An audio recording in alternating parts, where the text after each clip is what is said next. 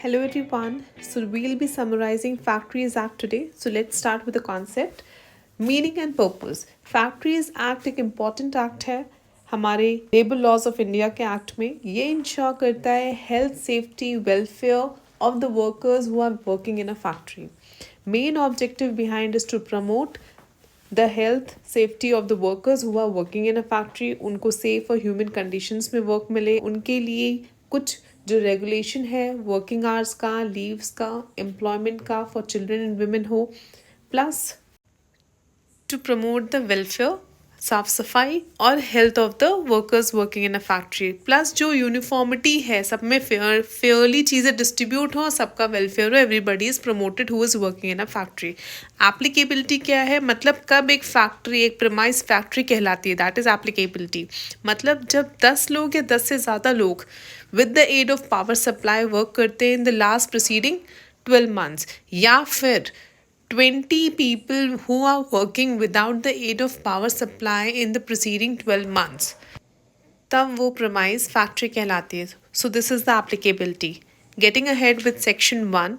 Section 1 में 1948 को हम Factories Act कहते हैं. ये whole of the India में applicable है. ये फर्स्ट इन्फोर्समेंट जो उसका हुआ है ये 1 April 1949 में हुआ है, right.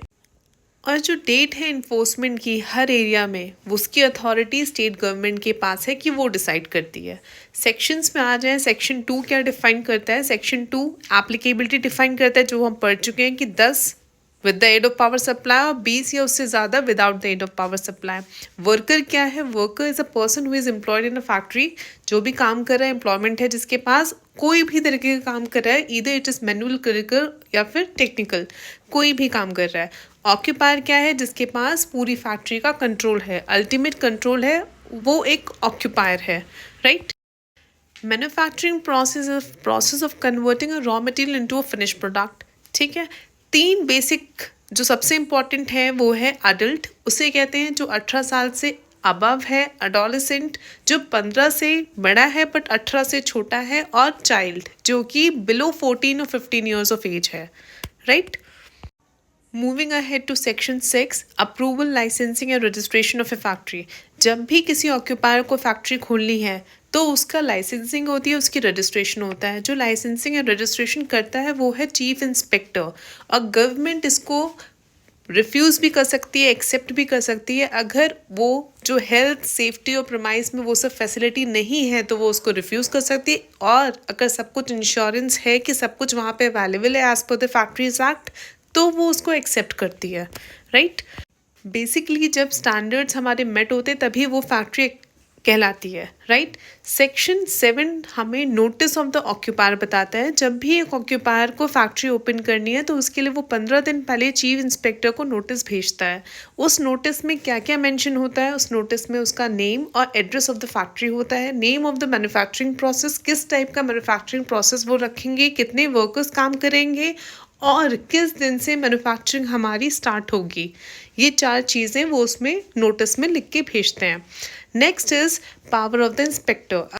So what are the powers of the inspector? पहली चीज़, he can enter inspect any factory. वो कभी भी किसी फैक्ट्री में जाके वो इंस्पेक्शन कर सकता है. वहाँ के डॉक्यूमेंट्स के बारे में, मशीनरी के बारे में सैम्पल्स ले सकता है. वर्कर से क्वेश्चन कर सकता है, ऑक्यूपायर्स के बारे में क्वेश्चन कर सकता है. और अगर इम्प्रूवमेंट की कोई नोटिस है तो वो भी इशू कर सकता है. ये सब पावर है इंस्पेक्टर की.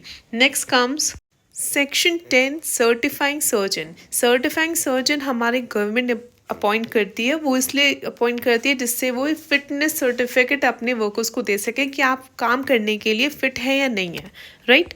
जिसके लिए हेल्थ कंडीशंस चेक होती हैं और कोई भी ऑक्यूपेशनल डिसीज़ अगर मिलती है तो रिपोर्ट किया जाता है. नेक्स्ट कम हेल्थ मेजर्स, जो कि सेक्शन 11 से लेकर 20 तक है. इसमें सारे मेजर्स आते हैं, जैसे कि फैक्ट्री की साफ़ सफाई, प्रॉपर वेंटिलेशन, एयर है या नहीं है, कैसा टेम्परेचर है वहाँ का, ड्रिंकिंग फैसिलिटी प्रोवाइडेड है, वेस्ट का प्रॉपर डिस्पोजल हो रहा है नहीं हो रहा है, ओवर क्राउडिंग तो नहीं है, वर्कर्स के बीच में 14.2 क्यूबिक मीटर्स का डिफरेंस होना चाहिए, लाइटिंग है या नहीं है, या proper separate washrooms for both men and women installation है या नहीं. These are all the health measures.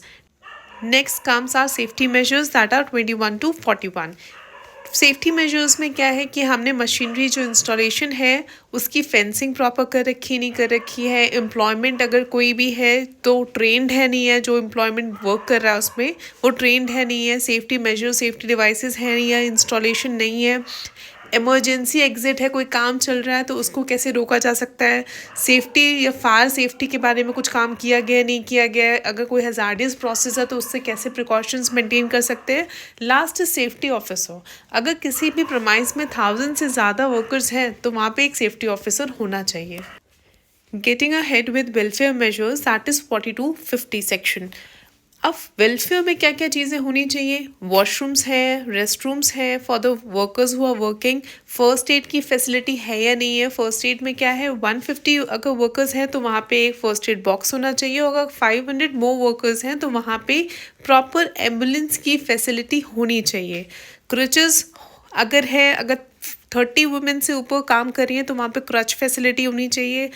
अगर 250 वर्कर्स के ऊपर वर्क कर रहे हैं तो वहाँ पे कैंटीन फैसिलिटी भी होनी चाहिए।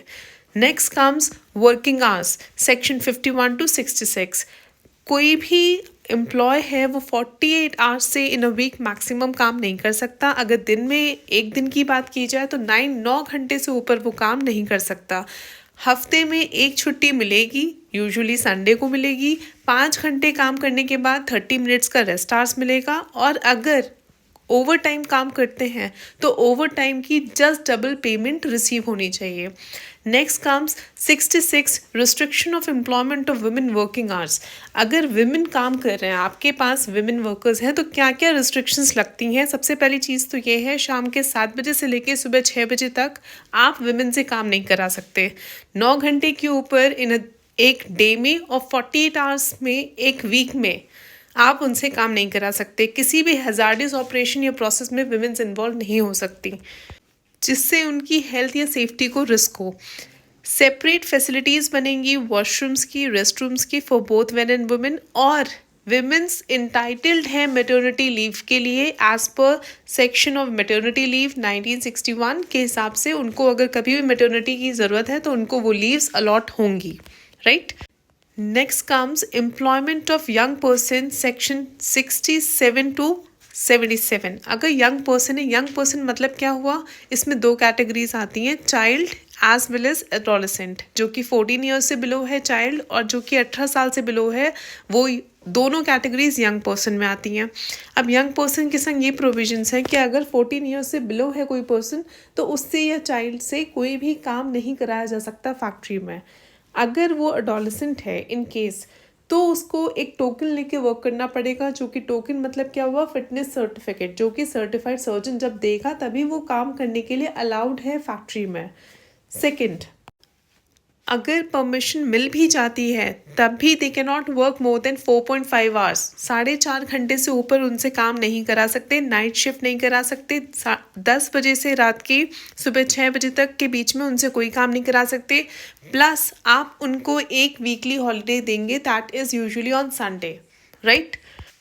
Next comes annual leave with wages.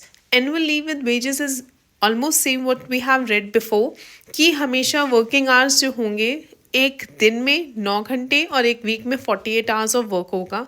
अगर इंटरवल है, रेस्ट इंटरवल, तो 5 घंटे के बाद 30 मिनट्स का रेस्ट इंटरवल अलॉटेड है। अगर किसी को स्प्रेड ओवर काम करना है, मतलब स्प्रेड ओवर मतलब एक्सीड करके काम करना है, तो भी वो 10.5 घंटे से ऊपर काम नहीं कर सकता। नाइट शिफ्ट के बाद प्रॉपर रेस्ट आवर्स अलॉट होंगे।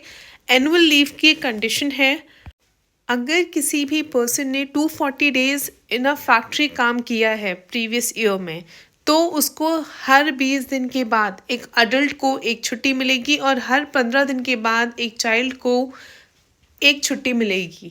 So this is the provision annual leave के लिए। नेक्स्ट इज़, और द लास्ट वन इज़, अगर सेक्शन 92 में जो मेंशन्ड है is a general penalty for offences. अगर किसी भी फैक्ट्री में वॉयलेशन है फैक्ट्रीज एक्ट का, तो in that case occupier fine भरता है 1 लाख रुपए का, साथ में इम्प्रिजनमेंट है 2 साल की। अगर वो इस चीज़ को कंटिन्यूस करता रहता है तो उसके बाद एडिशनल फाइन भी लगता जाता है, right. So this was it. It was a complete act. I have tried summarizing the complete act mentioning all the important sections from my end. So if you enjoyed learning, please do like, share and subscribe to Gyanamrit for UGC NET. Thank you.